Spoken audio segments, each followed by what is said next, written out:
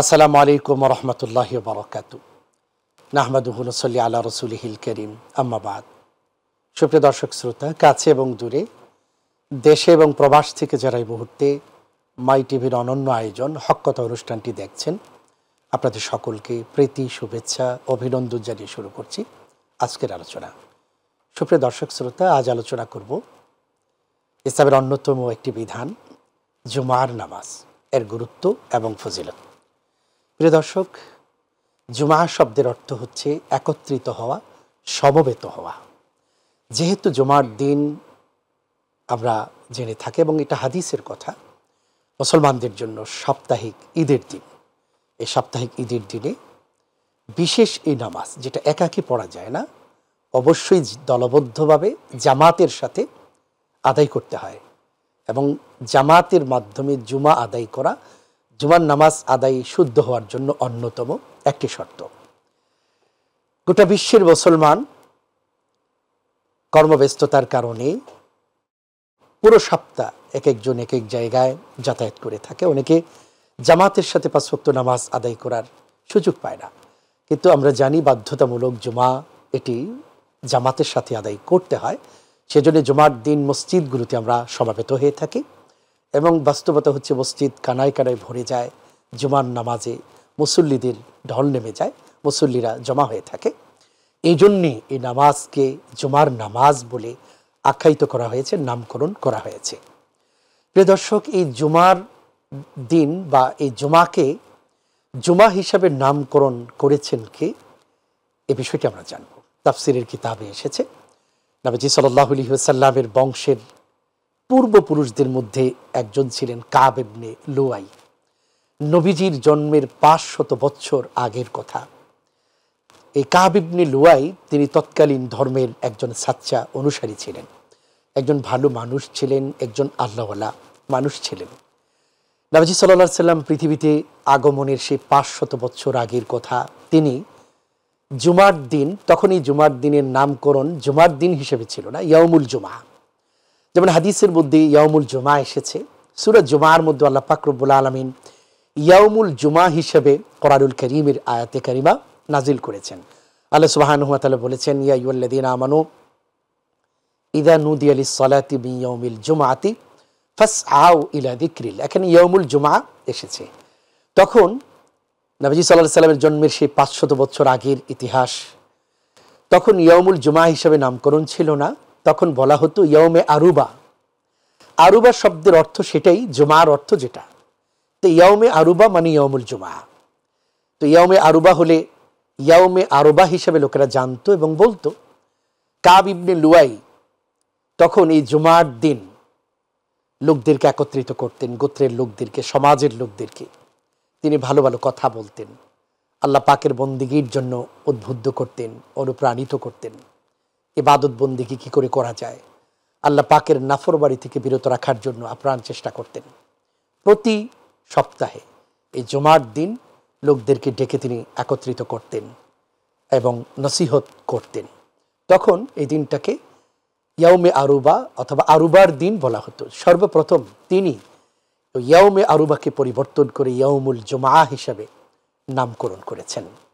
এরপরে নবীজি সাল্লাল্লাহু আলাইহি ওয়াসাল্লাম নবুয়ত প্রাপ্তির পরে এবং মক্কা ছেড়ে যখন তিনি মদিনায় চলে গেলেন, মদিনায় যাওয়ার পরে হিজরতের প্রথম বছরে নবীজি সাল্লাল্লাহু আলাইহি ওয়াসাল্লাম মক্কার জমিন ছেড়ে যখন মদিনায় গেলেন, মদিনাতে মসজিদে নববী থেকে ৪.৫ কিংবা ৫ কিলোমিটার দূরত্ব অবস্থিত মসজিদে কোবা, নবীজি সাল্লাল্লাহু আলাইহি ওয়াসাল্লামের স্বহস্তে নির্মিত ইসলামের ইতিহাসের সর্বপ্রথম মসজিদ। নবীজি সাল্লাল্লাহু আলাইহি ওয়াসাল্লাম যে মসজিদটি নিজ হাতে সাহাবায়ে কেরামের সহযোগিতা নিয়ে নির্মাণ করেছেন। হিজরত করে মক্কা থেকে মদিনায় যখন গেলেন, সর্বপ্রথম এই কোবা পল্লীতে, যেখানে মসজিদে কোবা রয়েছে, এই জায়গাটি ছিল কুলসুম ইবনে হিদাম নামে একজন সাহাবীর, পুরুষ সাহাবী কুলসুম ইবনে হিদাম। ওনার খেজুরের বাগান ছিল। খেজুর বাগান থেকে যখন খেজুরগুলো উত্তোলন করা হতো, তখন এই পরিত্যক্ত জায়গার মধ্যে খেজুর শুকানো হতো। এই জায়গার মধ্যে এই খেজুর শুকানোর এই পরিত্যক্ত জায়গাটুকু নবীজি সাল্লাল্লাহু আলাইহি ওয়াসাল্লাম আল্লাহ পাকের ঘর নির্মাণের জন্য অত্যন্ত পছন্দ করলেন। কুলসুম ইবনে হিদামের কাছে তিনি এই আশা ব্যক্ত করলেন যে আমার হৃদয় চায়, আমার মন চায় এই জায়গায় একটি মসজিদ নির্মাণ করতে। কুলসুম ইবনে হিদাম আল্লাহ সুবহানাহু ওয়া তাআলার জন্য, আল্লাহ পাকের গৃহ নির্মাণের জন্য তখন সেই জায়গাটিকে অক্ফ করেছিলেন সাহাবায়ে কেরামদের সাথে নিয়ে। নবীজি সাল্লাল্লাহু আলাইহি ওয়াসাল্লাম সেই কোবা পল্লীতে অবস্থানকালে সেখানে তিনি 13-14 দিন অবস্থান করেছিলেন। কাঁচা ইট তৈরি করে করে সে মসজিদে কোবাকে নির্মাণ করেছিলেন। নবীজি সাল্লাল্লাহু আলাইহি ওয়াসাল্লাম মসজিদে কোবা নির্মাণ হয়ে যাওয়ার পরে মদিনার উদ্দেশ্যে, কোবা পল্লী থেকে মদিনার উদ্দেশ্যে রওনা হয়েছেন। এই তখনই জুমার বিধান এসেছে। নবীজি সাল্লাল্লাহু আলাইহি ওয়াসাল্লাম কোবা পল্লী থেকে বের হয়ে মদিনার উদ্দেশ্যে যখন রওনা হয়েছেন, বনি সালেম গোত্রের উপত্যকা যখন পার হচ্ছিলেন তখন জোহরের ওয়াক্ত, অর্থাৎ দ্বিপ্রহর পার হয়ে জোহরের ওয়াক্ত যখন চলে এসেছে, নবীজি সাল্লাল্লাহু আলাইহি ওয়াসাল্লাম তখন সাহাবায়ে কেরামদেরকে উল্লেখ করে বললেন, তোমরা প্রস্তুতি নাও, জুমার নামাজ আদায় করব। সর্বপ্রথম নবীজি সাল্লাল্লাহু আলাইহি ওয়াসাল্লাম সেই পথিমধ্যে বনি সালেম গোত্রের সেই উপত্যকায় সর্বপ্রথম সালাতুল জুমা, জুমার নামাজ তিনি আদায় করেছেন। বর্তমানে সেই জায়গায় একটি চমৎকার দৃষ্টিনন্দন, অত্যন্ত চমৎকার স্থাপত্য শৈলী একটি মসজিদ নির্মাণ করা রয়েছে।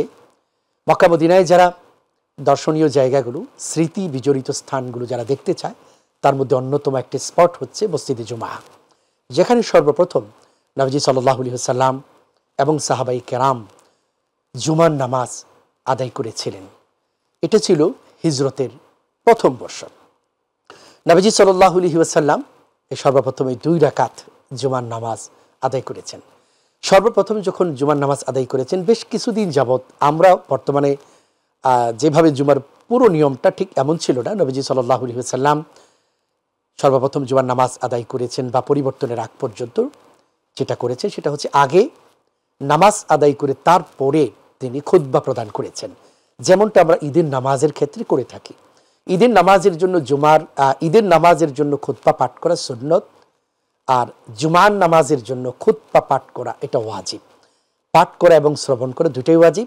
ঈদের নামাজের জন্য খুতবা হওয়াটা সুন্নত, কিন্তু খুতবা যখন হবে তখন শ্রবণ করাটা অবশ্যই ওয়াজিব। তো নবীজি সাল্লাল্লাহু আলাইহি ওয়াসাল্লাম প্রথমে নামাজ আদায় করে তারপরে খুতবা প্রদান করতেন। একদিনের ঘটনা, নবীজি সাল্লাল্লাহু আলাইহি ওয়াসাল্লাম মদিনায় জুমার নামাজ সালাত আদায় করার পরে খুতবার জন্য দাঁড়িয়েছেন। মদিনায় তখন খাদ্য এবং নিত্য প্রয়োজনীয় আসবাবপত্র এগুলোর খুব সংকট ছিল। নামাজ আদায় করার পরে নবীজি যখন খুতবা পাঠ করার জন্য মিম্বরে দাঁড়ালেন, তখনই মদিনার বাজার থেকে এলান হচ্ছিল, সিরিয়া থেকে, ইয়ামান থেকে বিভিন্ন বণিক কাফেলা, ব্যবসায়ী কাফেলা নিত্য প্রয়োজনীয় খাদ্যদ্রব্য আসবাবপত্র সেগুলো এনে তারা এলান করলো, যার যা প্রয়োজন তোমরা নিতে পারো, আমরা ইয়ামান থেকে, সিরিয়া থেকে নিত্য প্রয়োজনীয় খাদ্য এবং অন্যান্য আসবাবপত্র নিয়ে এসেছি, তোমরা ক্রয় করতে পারো। সাহাবায়ে কেরাম তখন ওনাদের এই বিধানটুকু ফরজ, ওয়াজিব বা কি এটা জানা ছিল না। অত্যন্ত গুরুত্বপূর্ণ ওয়াজিব, এটা শুনতেই হবে, জানা ছিল না। তখন সাহাবায়ে কেরাম খুতবা শ্রবণ না করে মসজিদ ছেড়ে ওনারা বাজারে চলে গেলেন। নবীজি সাল্লাল্লাহু আলাইহি ওয়াসাল্লাম তখন এর পরের জুমা থেকে খুতবাটাকে এটা বাধ্যতামূলক বলে দিলেন যে দেখো, জুমার জন্য খুতবা পড়াটা বাধ্যতামূলক এবং খুতবা শ্রবণ করাটাও বাধ্যতামূলক। অতএব এখন থেকে জুমার খুতবা নামাজের পরে নয়, বরং নামাজের আগে হবে। এরপর থেকে আজ অবধি এবং কিয়ামত পর্যন্ত এই নিয়ম থাকবে, জুমার নামাজের সালাতের আগে খুতবা পাঠ করা। প্রিয় দর্শক, জুমার নামাজ এটা ওয়াজিব, সকলের উপরে নয়। পুরুষ, মুকিম, স্বাধীন এবং সুস্থ ব্যক্তি, শহর কিংবা শহরতলিতে যারা অবস্থান করবে, জুমা তাদের জন্য ওয়াজিব। বাংলাদেশের শহর ব্যতীত যত জায়গাগুলো আছে, গ্রামগঞ্জ, সবটাই ফুকাহায়ে কেরামের বিশ্লেষণে শহরতলি হিসাবে ওনারা সাব্যস্ত করেছেন। এই জন্য বাংলাদেশের সর্বত্র জুমার নামাজ আদায় চলবে এবং সহিহ হবে। নবী করিম সাল্লাল্লাহু আলাইহি ওয়াসাল্লাম জুমার সালাতের গুরুত্ব প্রদান করে বলেছেন, মান তারাকাল জুমআতা মিন গায়রি যারুরাতিন কুতিবা মুনাফিকান ফি কিতাবিল্লাহ ইউমহা ওয়া লা ইউবাদদাল।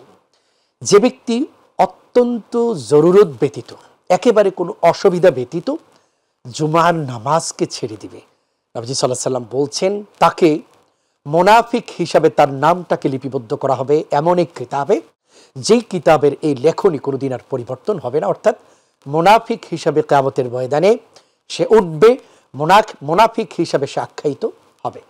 নবীজি সাল্লাল্লাহু আলাইহি ওয়াসাল্লাম অন্য এক হাদিসে বলেছেন, মান তারাকাল জুমআতা তাহাবুনান তাবা আল্লাহু আলা কলবিহি, মান তারাকা সালাসা জুমাইন তাহাবুনান, যে ব্যক্তি 3টি জুমা পরপর অবহেলাবশত ছেড়ে দিবে, নবীজি সাল্লাল্লাহু আলাইহি ওয়াসাল্লাম বলছেন তাবা আল্লাহু আলা কলবিহি।